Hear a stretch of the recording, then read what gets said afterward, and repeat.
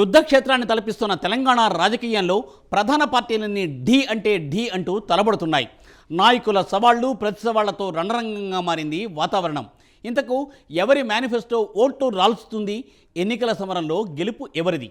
ప్రజల మద్దతు దక్కించుకునే పార్టీ ఏది?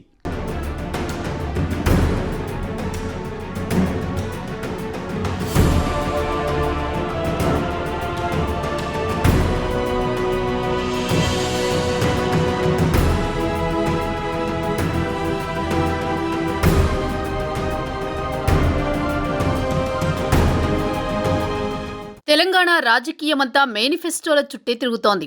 ప్రధాన రాజకీయ పార్టీల మేనిఫెస్టోలు ఓట్లు రాల్చేనా అన్న చర్చ రాజకీయ వర్గాల్లో జోరుగా సాగుతోంది. ఒకరిని మించి ఒకరు హామీలను గుప్పించారు. కొన్ని హామీలు చూసి రాజకీయ మేధావులు, ఆర్థికవేత్తలు ముక్కున వేలేసుకుంటున్నారు.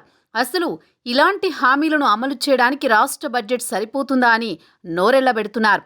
అయితే ప్రజలు ఏ పార్టీ మేనిఫెస్టోకు ఆకర్షితులవుతారన్నది ఉత్కంఠగా మారింది.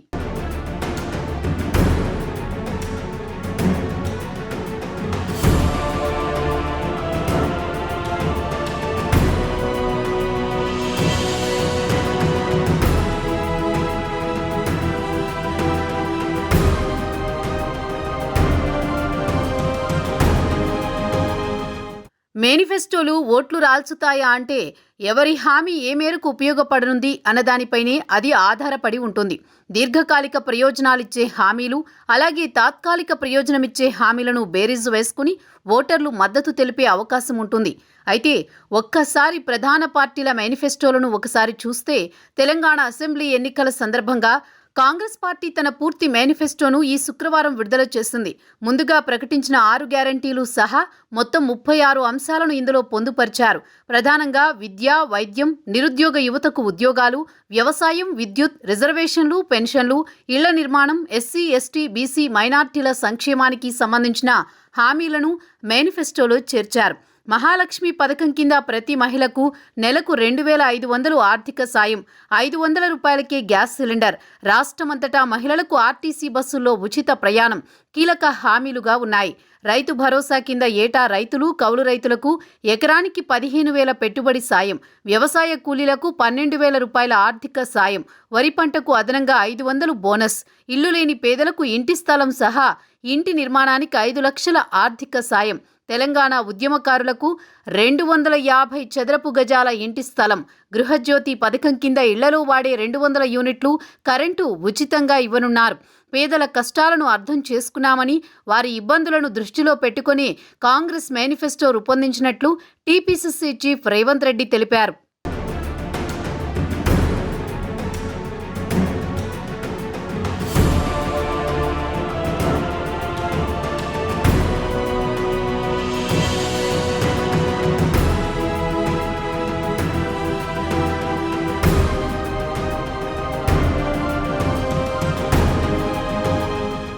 అటు అధికార బీఆర్ఎస్ సైతం అన్ని వర్గాలను ఆకర్షించేలా మేనిఫెస్టోలో హామీలను పొందుపరిచింది.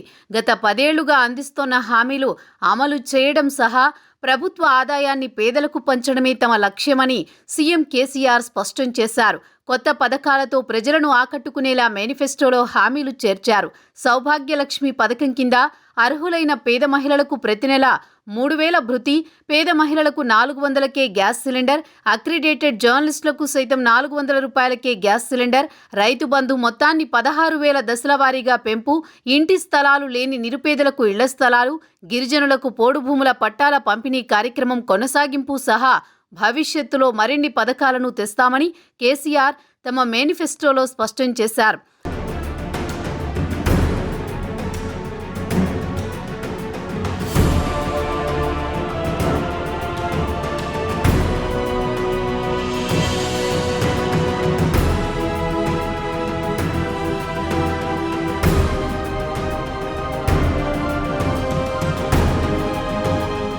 బీజేపీ కూడా మేనిఫెస్టోలో అనేక అంశాలు పొందుపరిచినా బీసీ సీఎం నినాదంపైనే ఆ పార్టీ ఆశలు పెట్టుకుంది. బీసీలంతా ఏకమై బీజేపీని గెలిపిస్తారన్న ఆశతో ఉంది. మేనిఫెస్టోలో సంగతి ఎలా ఉంచితే తెలంగాణ అసెంబ్లీ ఎన్నికల వేళ అధికార బీఆర్ఎస్ వ్యతిరేక పవనాలు రోజురోజుకు పెరుగుతున్నాయి. మేనిఫెస్టో కూడా కాంగ్రెస్ మేనిఫెస్టోను కాపీ కొట్టారని అంటున్నారు. అంతా తమకే అనుకూలంగా ఉంటుందని కేసీఆర్, కేటీఆర్, హరీష్ రావు పదే పదే చెబుతున్నా గ్రౌండ్లో పరిస్థితి భిన్నంగా ఉంది. ప్రచారానికి వెళుతున్న నేతలకు ఈ విషయం అర్థమవుతోంది. ముఖ్యంగా కేసీఆర్ తన సభల్లో చేతులు ఎత్తండి అనే పిలుపుకు స్పందన కరువవుతోంది. మొదట్లో సభికులు బాగానే స్పందించినా రాను రాను చెయ్యెత్తేందుకు 1-2 సార్లు ఆలోచిస్తున్నారు. దీంతో ఓటర్లలో బీఆర్ఎస్ పై పునరాలోచన మొదలైందన్న భావన గులాబీ నేతలకు గుబులు పుట్టిస్తోంది. దీంతో తెలంగాణ సెంటిమెంట్ను రగిల్చేందుకు మళ్లీ ఎత్తుగడ వేస్తున్నారని రాజకీయ పరిశీలకులు చెబుతున్నారు.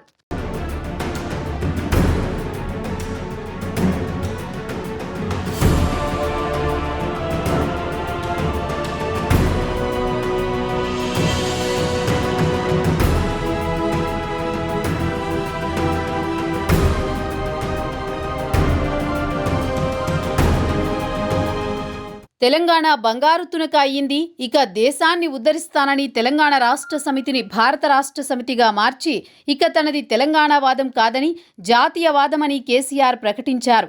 కానీ తెలంగాణ ఎన్నికలకు వచ్చేసరికి నీది తెలంగాణ, నాది తెలంగాణ, మనది తెలంగాణ, జై తెలంగాణ అనే నినాదాలు ఇస్తున్నారు. ఢిల్లీ వాళ్ళొస్తే తరిమి కొడదామంటున్నారు. కేసీఆర్తో పాటు బీఆర్ఎస్ నేతల్లో వచ్చిన ఈ ట్రాన్స్ఫర్మేషన్ చూసి జనమే ఆశ్చర్యపోతున్నారు. బీఆర్ఎస్ పేరుతో కేసీఆర్ ఇతర రాష్ట్రాల్లో రాజకీయం చేశారు. పంజాబ్ లాంటి చోట్ల రైతు కమిటీల్ని నియమించారు. ఇతర రాష్ట్రాల నుంచి చాలా మంది నేతల్ని పార్టీలో చేర్చుకున్నారు. ఒడిషా, ఏపీ, మహారాష్ట్రకు ఇన్ఛార్జీలను కూడా నియమించారు. మహారాష్ట్రకు అత్యధిక ప్రాధాన్యమిస్తున్నారు. ఇతర రాష్ట్రాల్లో రాజకీయం చేస్తూ ఇతర రాష్ట్రాల వాళ్లకు తెలంగాణలో ఏం పని అని దూకుడుగానే ప్రశ్నించడం ప్రారంభించారు.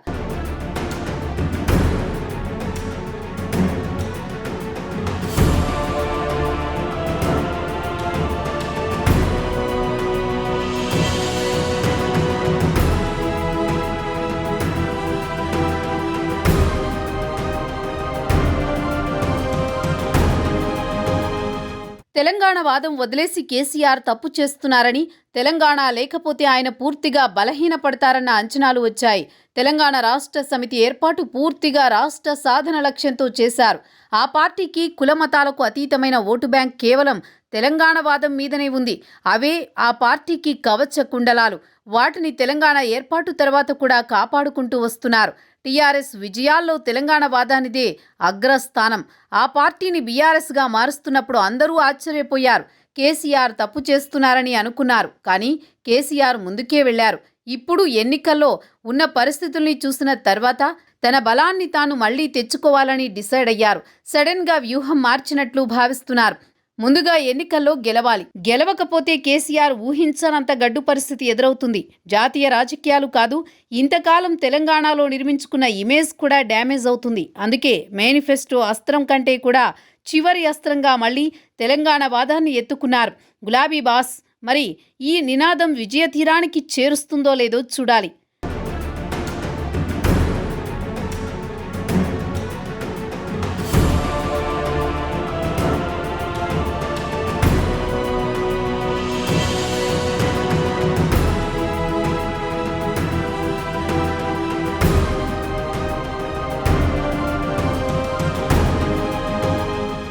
మేనిఫెస్టోతోనే కర్ణాటకలో గెలుపొందిన కాంగ్రెస్ పార్టీ తెలంగాణలో కూడా మేనిఫెస్టో హామీలతోనే విజయ దుందుబి మోగించాలని చూస్తోంది. తెలంగాణ ఎన్నికల ముందు వరకు కాంగ్రెస్ పార్టీపై ప్రజలకు అంత నమ్మకాలు లేవు. అంతేకాదు ఈసారి బీఆర్ఎస్ వర్సెస్ బీజేపీ పోరు తప్పదన్న అంచనాల్లోనే ఉన్నారు. కానీ కర్ణాటకలో కాంగ్రెస్ గెలుపు తర్వాత ఆ నమ్మకాలు పటాపంచలయ్యాయి. అంతేకాదు కాంగ్రెస్కు గెలిచే సత్తా ఉందని, అది పాజిటివ్ అజెండాతో ఇప్పటికే కాంగ్రెస్ గెలవగలదనే భరోసాను కర్ణాటక ఫలితాలు ఇచ్చాయి. కర్ణాటకలో కాంగ్రెస్ గెలుపును పదే పదే ప్రస్తావిస్తూ తెలంగాణను కూడా గెలవబోతున్నామని ఆ పార్టీ నేతలు చెప్పుకోవడం మొదలుపెట్టేశారు. అది భారత్ జోడో యాత్ర తర్వాత జరుగుతున్న ఎన్నికలు కూడా కావడంతో రాహుల్ గాంధీపై పాజిటివ్ అభిప్రాయం ఏర్పడింది. అది క్రమంగా కర్ణాటకలో కాంగ్రెస్ పార్టీ అధికారంలోకి రావడంతో తెలంగాణ పైన ఆ ప్రభావం గట్టిగానే పడుతుందనే అంచనాకు వచ్చిన కేసీఆర్ తిరిగి తన పాత సెంటిమెంట్ను ప్రయోగించేందుకు తీవ్రంగా ప్రయత్నిస్తున్నారు. కాంగ్రెస్ పార్టీ ఏ కర్ణాటక హామీలతో అయితే విజయం సాధించామని చెప్పుకుంటుందో వాటి డొల్లతనాన్ని జనాల్లోకి తీసుకువెళ్లేందుకు ట్రై చేస్తున్నారు. అయితే కాంగ్రెస్ మాత్రం ఎక్కడికక్కడ వాటిని అడ్డుకుంటోంది. ఫైనల్గా కర్ణాటక అజెండాతో తెలంగాణ ఎన్నికల్ని కూడా గెలవాలని భావిస్తున్న కాంగ్రెస్ అజెండా సెట్టర్గా మారిపోయింది. మేనిఫెస్టోతో ప్రచారం చేస్తోంది. తెలంగాణను బంగారుమయం చేస్తామంటోంది. దీంతో జనంలో నుంచి కర్ణాటక అజెండాను తీసేసేందుకు కేసీఆర్తో పాటు బీఆర్ఎస్ నేతలు తీవ్రంగా ప్రయత్నిస్తున్నారు. అది జరిగితే కానీ బీఆర్ఎస్ గెలిచే అవకాశాలు లేవని గ్రౌండ్ నుంచి అందుతున్న సమాచారం. మరి హోరాహోరీ ఫైట్లో ప్రజలు ఎవరికి ఛాన్స్ ఇస్తారో తేలాల్సి ఉంది.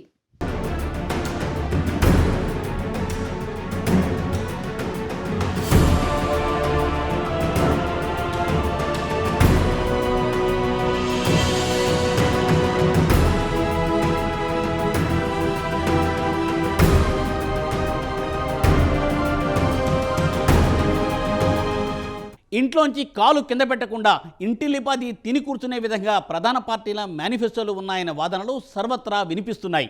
మరి ఈ హామీలన్నింటినీ గెలిచిన పార్టీలు అమలు చేస్తాయా? అందుకు రాష్ట్ర బడ్జెట్ సరిపోతుందా అన్నది కాలమే తేల్చాలి.